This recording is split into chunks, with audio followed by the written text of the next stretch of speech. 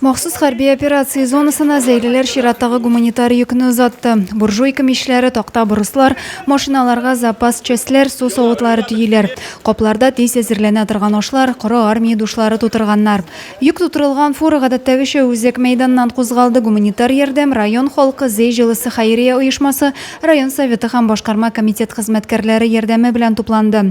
Зәйлеләрнең бердәм булуын, аны җыю эшендә активлык күрсәтүчеләрне район башлыгы да билгеләп үтте. Слова благодарности всем заинцам, не разделяя никого, и стар, и млад.